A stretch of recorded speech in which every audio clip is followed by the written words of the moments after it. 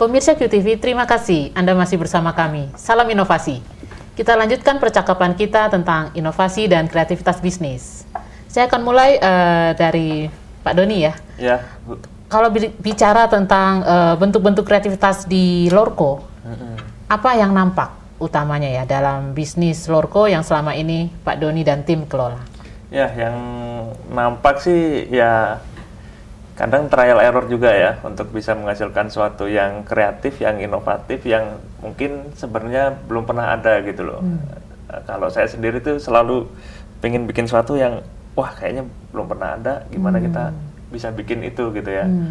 Mungkin awal-awalnya kita ya mungkin karena belum pengalaman gitu ya, kayaknya bikin ini, wih ternyata nggak berhasil gitu ya. Bikin ini ternyata nggak berhasil. Pernah dulu bikin kayak semacam kalau pengalaman di Lorco itu kita bikin animasi pendek gitu ya, animasi pendek tentang pesan keselamatan kerja kayak semacam pop up gitu. Jadi orang lagi kerja, tahu-tahu pop gitu kan, mau hati-hati di jalan gitu ya. Wah ini kayaknya bagus ini orang ganggu. Itu kita coba tawarin gitu ya ke beberapa perusahaan klien kita. Ada beberapa yang minat gitu ya, kemudian ngorder, tapi kemudian muncul kendala gitu, Pak ini kayaknya nggak bagus gitu ya, karena dari BOD kita, director kita merasa terganggu gitu. Wah ini berarti nggak bagus gitu ya. Tapi dari sebenarnya industri kreatif itu kadang kita bisa membuat sebuah leverage dari situ. Artinya kita sekali bikin tapi selanjutnya itu bisa dipakai lagi gitu ya. Nah dari kita bikin banyak klip-klip animasi tentang keselamatan kerja gitu, kita ubah fungsinya jadi kayak kalau kita di resepsionis itu kan ada biasanya apa ya LCD TV gitu kan. Nah munculnya di situ. Wah ternyata itu banyak juga yang order gitu kan. Jadi kita rubah fungsinya gitu ya. Itu salah satu mungkin bentuk kreativitas yang tadi kalau di tempatin fungsinya ke sini mungkin kurang pas, tapi di sini malah lebih pas gitu ya. Kemudian ada lagi juga kita bikin kayak semacam animasi safety induction gitu ya. Safety induction itu kan kayak kalau kita naik pesawat itu kan ada pramugari gitu ya, yang jelasin tentang apa keselamatan di pesawat itu seperti apa, nanti kalau ada prosedur emergency itu kemana gitu kan. Demikian pula dengan di pabrik-pabrik atau industri-industri perusahaan-perusahaan yang sudah besar gitu ya. Di situ pasti ada yang namanya itu safety induction. Jadi kita datang ke pabrik, dikasih tahu orangnya, safety officernya di situ ngasih tahu kalau Anda di sini pabrik ini bahayanya adalah ada potensi bahaya ledakan, ada potensi bahaya ini, Anda harus hati-hati kalau emergency ke sini ya, semacam itulah.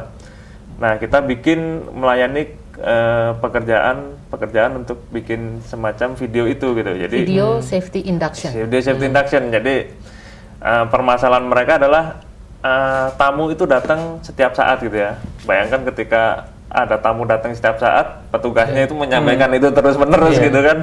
Wah itu kan capek. Akhirnya kita coba bikin jasa untuk khusus bikin itu gitu ya. Itu sudah berjalan sampai sekarang, sampai kita menemukan bahwa yang disampaikan di pabrik A, B, C, D ini garis merahnya ini sama gitu loh. Nah akhirnya kita coba bikin itu dalam format animasi gitu kan. Jadi, nah sebelum lebih jauh ya Pak Doni, proses sampai ada usulan kita buat video safety induction itu bagaimana proses di dalam Lorco antara Pak Doni dan tim? Kalau itu kita lebih apa ya, itu dari satu triggernya itu dari kebutuhan sebenarnya Pak. Kebutuhan jadi, itu bagaimana kemudian kebutuhan tahu bahwa ini itu dari, dibutuhkan? Iya, kebutuhan ini dari kan mungkin saya belum cerita ya dari awal tadi kita kan saya kan dan tim itu bikin kayak untuk video kawinan, video nikahan gitu ya, itu cash flow-nya lebih susah, dapatnya juga nggak banyak gitu kan. Nah akhirnya kita coba tembak segmen korporat gitu ya, perusahaan. Nah di segmen korporat ini lumayan lebih banyak lah ya, dari sisi profitnya gitu lebih signifikan gitu kan. Dari situ kita diminta untuk bikin yaitu tadi video safety induction ini tadi untuk orientasi karyawan atau tamu-tamu pabrik ya, tamu-tamu industri kan. Ada satu perusahaan yang minta gitu ya, salah satu perusahaan multinasional di Cikarang. Kita nggak tahu ini produk tentang apa gitu ya. Kita ngajak satu tenaga ahli di situ. Oh ini tuh tentang kayak gini gitu kan. Nah akhirnya kita bikin gitu kan. Jadi ada satu tenaga ahli yang bimbing kita. Ini konten-kontennya seperti apa. Kita cuma jadi istilahnya itu operatornya aja. Udah jadi kan untuk satu perusahaan. Ya.